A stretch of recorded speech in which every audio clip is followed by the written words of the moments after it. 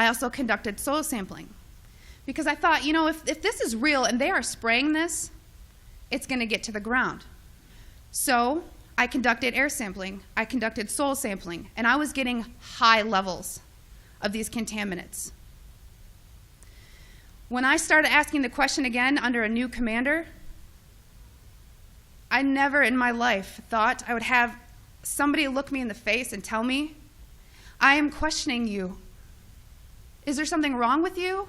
You've been looking really depressed lately.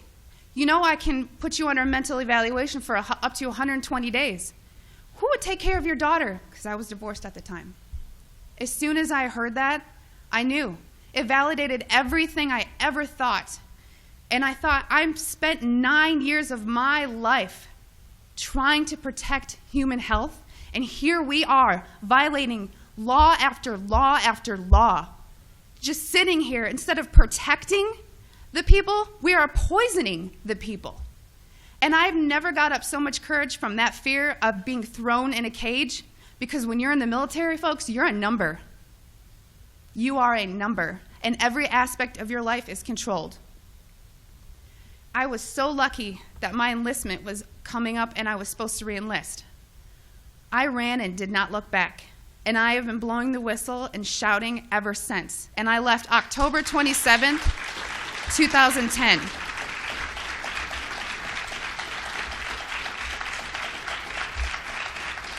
Thank you. It didn't just end there, though. You got to remember, there's a whole career field of people that work in bioenvironmental engineering. A lot of those people were told, do not talk to me. Do not talk to her. Do not email her. They were given no contact orders. Because my biggest thing was, if I'm just so, dishonest, don't you think somebody would come out and say, she was never in the military, or something negative to discredit me? They've ignored me, but they've tried to silence me. Every time I fly, I am pulled into a secret room. I literally am tagged in the system for the TSA. It is difficult. As an industrial hygienist, I do very well for myself, but it has been so difficult after leaving the federal government to maintain employment. Nowadays, everyone runs background checks on you, and the first thing they look at is, wow, here's a whistleblower. And you ask yourself, if this is true and we are spraying the people, where are the pilots? Where are the people? I don't know if you pay attention, but look at Snowden. Look at Manning. People don't come forward because these supposed Whistleblower Act protections that you have are not enforced, they're not supported, and they really don't exist. But what I want you to take from this is to understand that I am being completely honest with you, and that geoengineering is occurring, it's been occurring, it is not new, and your tax dollars are funding this. I 100% know that the U.S. Air Force was involved, and I think back to all these things that I never had noticed. If you don't know what to look for, you can't look for something. And once I realized a process they were trying to hide, people have come out of the woodworks, from EPA compliance officers to ex-people that I worked with in my career field, who I cannot state for obvious reasons. I've had pilots come forward. I've had people come forward that actually load the canisters on the planes. These people don't come forward because they are afraid that they're going to end up like Snowden. And I continue to speak to let people know I've been screaming about this for 3 years and I'm still here. And why are you so afraid? Because many of these people are on active duty. And if you are willing to die for your country, supporting, the Constitution and defending us from enemies foreign and domestic, you are willing to die for your country, but now you're scared. You are scared and cowardly to talk about this. So I'm not just speaking to all of you in this room, I'm speaking to all those people that are going to watch this online and watch it on YouTube. Because you can come forward, you can help expose this, and we can stop it. So many people want to ask, why? Why is this occurring? That's for later thought. From weather modification to weather weaponry, there's numerous reasons under Agenda 21 and tons of theories. But my job as an industrial hygienist is to make sure that I comply with the laws and enforce them. So it is unethical every day for all the other people that are out there that work in preventive health, or even physicians that aren't speaking about this. They need to. So one thing I want to tell you is what you can do about it. The biggest hurdle that we have is disinformation sites. I never say them, but I'm going to today, so that you know if anyone ever gives these to you as a reference to debunk you, it's Metabunk and Contrail Science. Those are two websites that are ran by a government shill named Mick West. And he is a computer gaming programmer who tries to tell you about persistent contrails.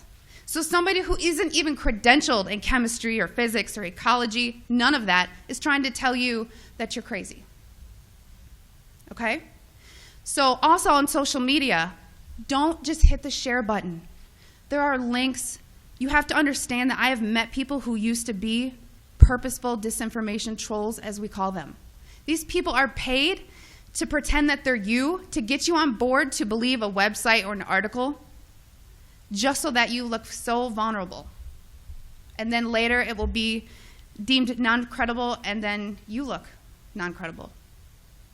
So please vet, research. And if you have something to write with, I want you to take down my email. It is Kristen, Kristen, Meghan, Meghan, @gmail.com. And by emailing me, I can give you some information for what I'm about to tell you.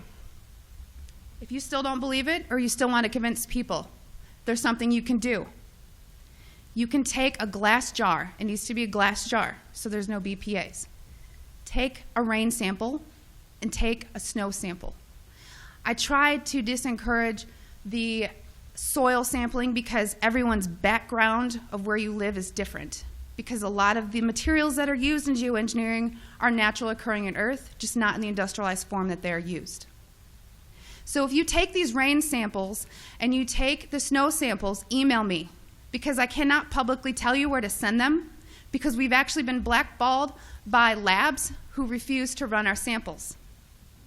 And a problem that is occurring is people are sending in rain samples to labs that don't realize how low the limit of detection needs to be, because these are nanoparticulates. They are very small. So if you email me, I can tell you where to send in your samples, and it's only around $50. That may be tough on some people, but it's way cheaper than maybe what you assumed. So I just want everyone to know and understand that of all things, of all the freedoms that we are losing, geoengineering is the #1 issue that we are facing.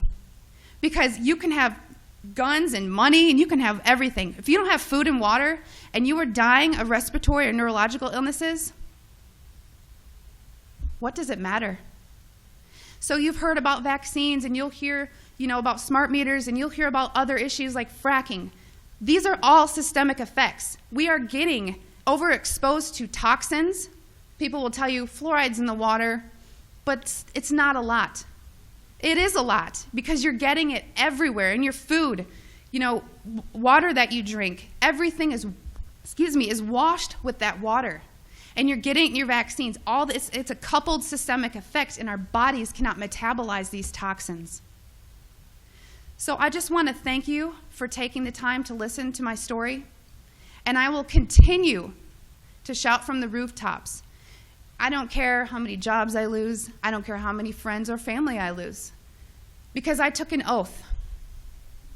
And in 9 years, I was not able to honor that oath, but I am today.